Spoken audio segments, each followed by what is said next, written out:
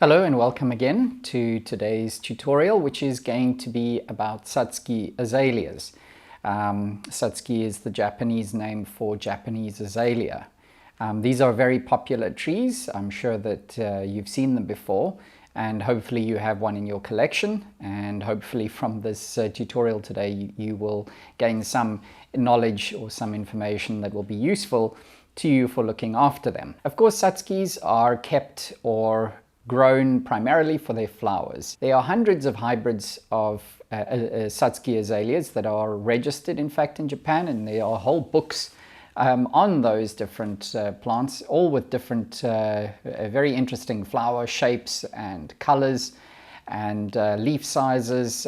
So there's quite a range that's available. And so today I'm going to be working on this Satsuki, which is actually one of my customers' trees that I'm looking after, have been looking after for some time now. I imported this tree from Japan several years ago. I think it's probably about 2 or 3 years ago now. As you can see, it has largely finished flowering.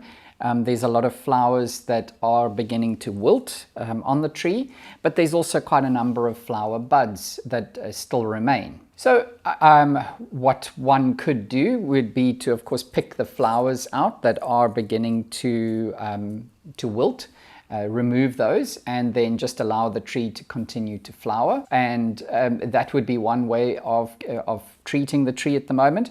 But I'm going to be demonstrating how to prune the trees, because this is a very important step in setting up the tree for the flowering of next season, because the work that you do now is sort of a foundation phase for the bud formation and subsequent flowering in the following season. So as you know, Satsukis flower in late spring, early summer, and that's the time of year that I'm currently experiencing, or season that I'm experiencing at the moment. I've heard a lot said about removing the flowers on Satsukis as a means to conserve energy. The correct technique is actually to once the flower has passed its peak, is to remove the flower.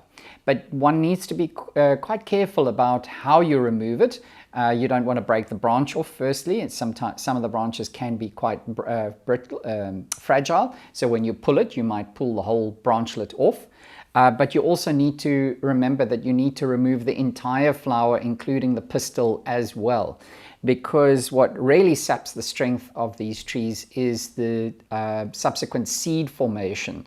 So if you allow the flower to develop and then fall off, then the flower, what remains, goes over into seed production, and it is this that really drains a lot of the energy from the tree, and therefore that is what you really need to focus on removing. So I'm going to demonstrate how to do that to you. So I'm going to remove all of the flowers on this tree, and then I'm going to show you how to prune it. And of course, the technique of pruning, or how you prune it, is also dependent on the stage of development that your tree is at. So it isn't a one size fits all. So for instance, if you're trying to expand the size of the tree, or you're trying to thicken branches, or if you have an advanced tree, a mature tree, then the techniques need to be adapted accordingly. And I'm, of course, because of the tree that's sitting on the table now, I will focus on what pruning is required for a tree like this, but I may mention some of the other techniques as well. And then lastly, I'll refer also to fertilizing and perhaps placement, where you need to keep the trees, and watering. And so that will about cover today's subject. So here we can see a lot of flowers that have passed their prime and are starting to wilt, and they can easily be removed like that. But what we need to do is we actually need to remove the base of the flower, which includes the pistil, and we remove it like that. So we grasp. You have to be careful that you don't snap the branchlet off. So you want to grasp the branchlet properly and then pull it off. And that is the correct way of removing the flowers. Now you can actually see that these are all flower buds that have yet to open, Satsuki will flower for a very long period of time. But for the purposes of this tutorial today, I'm going to remove all these flower buds as well, and then I'm going to demonstrate the pruning to you. Okay, so I've demonstrated how you would normally remove a flower, a spent flower from a Satsuki. But after having looked at the tree, taking a look at the silhouette and the shape of the pads and the movement, the negative spaces between them, I've decided that I'm, rather than go through the tree and remove all of the flower buds, I'm actually going to prune the tree back quite harshly. The treatment might look very extreme, but what you need to remember is that Satsukis are not trees, they are shrubs. And in fact, by pruning them, you are encouraging the plant to grow.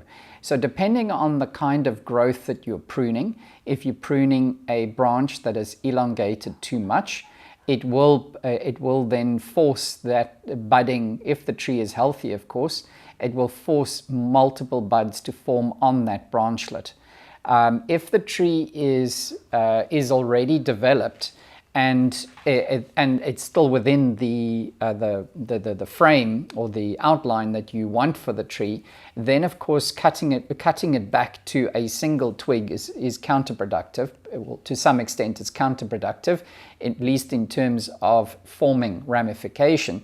But sometimes it is a good idea to cut back these trees quite harshly, because it does re-energize them. And so what I'm going to do is I'm going to show you how you can initially cut back the tree quite harshly using a pair of scissors. And where are they now? Oh, here they are. I'm going to be using a pair of scissors like this, so-called hedge pruning, or really just rough pruning. And then I'm going to go back into the tree and prune more precisely in the various areas. So let me show you what I mean. One of the reasons that I am going to prune the tree back a little bit more drastically than normal would be that if you take a look at these branches, this branch is above this pad, or this pad is above this pad here. But what you'll actually see is that the interior of this pad is weakening, because this pad has grown out, has been allowed to grow out, develop further than this pad is currently filling, the space that this one's filling.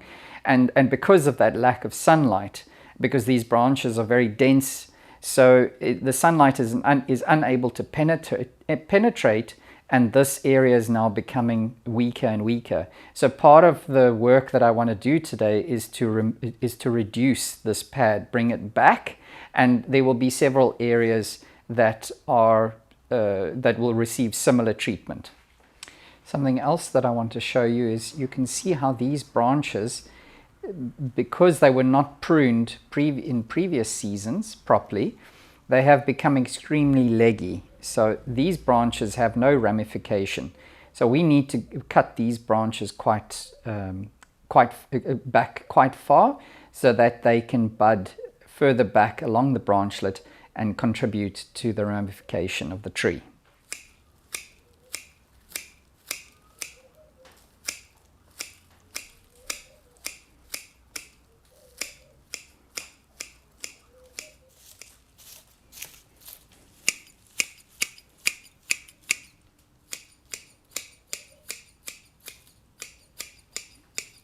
I've now finished doing the rough pruning with the shears or scissors, and now I'm going to go back in with a pair of trimming scissors to do detail work, and also to remove the flower buds that were cut. Another thing that I would also point out is that it's ideal or best to start at the not to start at the top of the tree and work down, because you don't know, if you start pruning in, you're not sure where you're going to end up when you get to the bottom. So it's best to start out with working from pruning at the bottom, and then you prune further back in, or you keep that line as you get to the apex.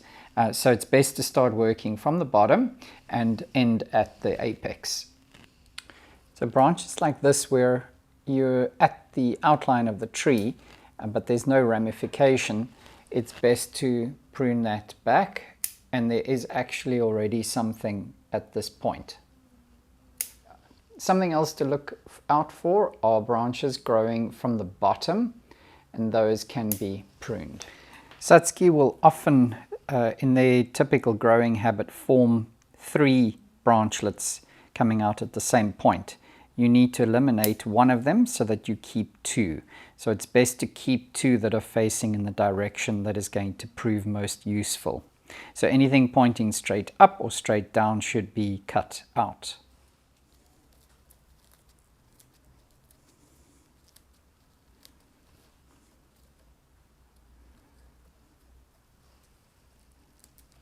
All right, so I have finished with the pruning of the tree, and I just want to go over some of the types of cuts that I made because there's quite a number of different techniques or approaches that I utilized in this tree. So the first type of cut is where you have branches or branchlets that are too long and there's no ramification in them. So to cut those branchlets back, and bear in mind that they now need to ramify and then grow some before it gets to the outline of the pad.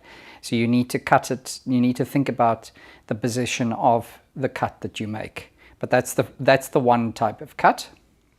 Another type of cut is where you are cutting excess growth and leaving 2 shoots at every fork in the branch. Typically with azaleas or Satsukis, you will get multiple 4 or so branchlets shooting out at the same as a cluster from the same point. So you need to remove everything, keeping 2 only. Yet another cut is where you remove any branches that are growing from the bottom downwards. Those branches need to be removed so you can have a clean underside to the foliage pads. And then sometimes you will find that you'll have a shoot that is of the correct length. Everything else is good with it, but you're going to prune back the early spring growth or the growth that has developed during flowering, and you're going to cut it back to that, and you're also going to reduce the number of leaves as well. Now the tree is going to look quite dull because essentially you've removed all growth and keeping only the growth from the previous season, so it's all going to be fairly dull, but you just be patient, don't worry, the tree will push out new growth. And I'm actually going to show you another tree that I did the same treatment on a little bit earlier this year, and you'll be able to see how energetic and healthy the tree does look. So I just wanted to show you this Satsuki, which is in my collection, because this tree was imported more recently, and so it hasn't yet adjusted to the timing of our seasons, and so it flowered a lot earlier this year. And I performed the same process that I did on the tree that you just saw in the tutorial. I did the same process on this tree, and you can see how the subsequent growth that developed, how healthy it is and how vigorous it is. You can even see over here where branch was pruned back, you can see the strength of the regrowth that developed from the cut. Here's another main or large cut that I made, and you can see this branch developing over here, which now can be wired into a better position. You can also see little buds like this developing on older branches, and that is certainly not uncommon at all, and this can now develop into a new shoot. So off camera, I cleaned up the soil, the surface of the soil. There was a number of weeds and a lot of fertilizer breakdown on the surface soil. So I used a rake, and I raked the top probably 2 centimeters of soil off until I could start seeing some new looking kanuma. and then I filled it up with fresh Kanuma. The pot drains still extremely well, so there's no need to repot the tree.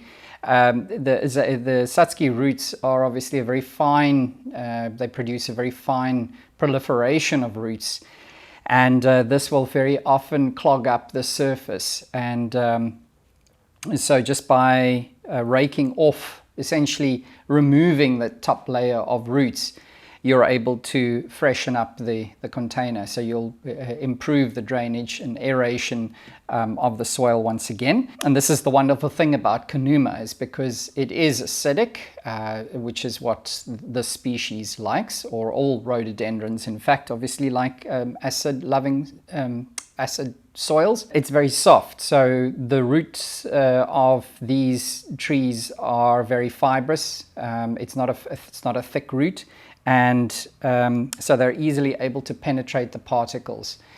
So it works. Kanuma is absolutely the best soil to be using with this species. So if you're looking at repotting yours and it's not in Kanuma, I definitely would suggest that to you. I mentioned that I would also just touch briefly on location, watering and fertilizing. So assuming that you haven't repotted your tree, because now is also a good time, just after flowering, is also a good time to repot your Satsukis, but that wasn't something that we covered in today's tutorial. But if you did do it, just be aware that you're not going to have to fertilize, you're not going to have to water your trees as much as before. And then also, because you've removed a lot of the foliage, there will be less demand from the tree for moisture, because there will be less transpiration. So just adjust your watering, because you don't want to keep them waterlogged. But as the new leaves come out during the course of summer, the tree will require a lot of water, and very likely on the hotter days in summer, the height of summer, you may need to water twice a day to give them the amount of water that they need. The other thing is location. So I would recommend that now, with the leaves that are going to come out now being very tender, I'd put it to a partial shade, morning sun sort of location. And then once those leaves have hardened off to some extent, you can then move it to progressively more sun.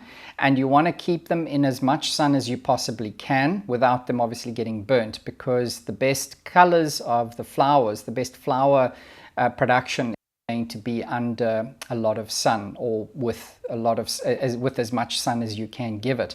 And obviously the purpose of a lot of the work that I did today with the pruning is to allow light into the canopy, also with the cutting of the leaves as well, is to promote light penetrating, because these trees become incredibly dense very easily. And so you'll find that the inner portions of the tree tends to weaken and die back. And then on the subject of fertilizing, you would now, as the tree begins to kick over into growing, you can start using nitrogen fertilizer, but you don't want to go too strong. So I would recommend that off with a liquid fertilizer, something fish meal based, like a Seagrow or a type of product. And then after a couple of applications of that, a few weeks, you can then put on some solid fertilizer. And so if you're using Bonsai Boost on a tree of this size, I would put on probably 2 or 3 bags, and then in 3 weeks time I would add another 3 bags, and then keep going throughout the growing season. But I don't want to go too far. Obviously you're going to withhold fertilizing when prior to flowering. So that's a topic of a different tutorial. And that brings me to the end of today's tutorial on Satsukis, and specifically on how to prune, or some of the steps, and including maintenance steps that one needs to take just after flowering. I hope that you picked up something from the tutorial, and I hope to follow it up in future seasons with more relevant information of topics or of techniques to apply to the species at that particular time of the year. I hope that you've followed, liked the channel, or subscribed to the channel, and so you'll be updated when I post more videos. Thanks very much for watching. I do appreciate it. Take care. Bye-bye.